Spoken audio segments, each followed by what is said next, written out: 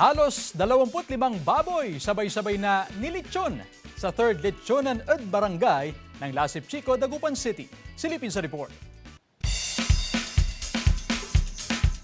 23 baboy ang sabay-sabay na nilitsyon sa Barangay Lasip Chico, Dagupan City sa pagdiriwang ng kanilang 3rd Lechonan at Barangay nitong Sabado. Alas 6 pa lang ng umaga, inumpisahan ng magluto ng mga lumahok sa Lechonan at Barangay. Bawat kumpas ng mga lechonero, bawat ikot sa litson, talaga namang nakakatakam. Kitang-kita ang makatas na litson na amoy pa lang, alam mo nang hitik sa linamnam at napaka-crunchy ng balat nito. Ang kabayan ho dito, ang lechon ho namin dito sa Lasip Chico, gaano man kalaki o kaliit ho yan, pare-parehas ho yung lasa. At the same time ho, yung balat, hindi yan kukunat.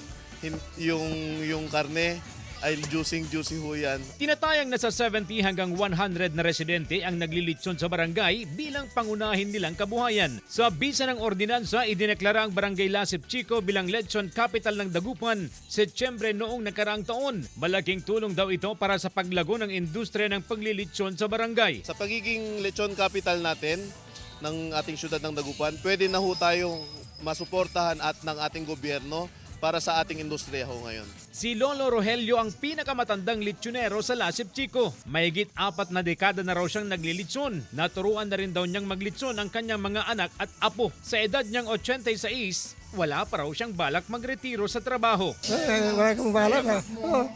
Gusto ko, malakas na ako. So kaya pa? Kaya ko yan. Bilang bahagi ng selebrasyon, nagkaroon ng free taste sa masarap, malinamnam at malutong na lechon ang mga residente at bisita. Ibinenta ang mga lechon sa halagang 800 pesos per kilo, mas mababa sa presyo nito sa merkado. Kasama si Jing Dakanay, CJ Torida, One North, Central Luzon.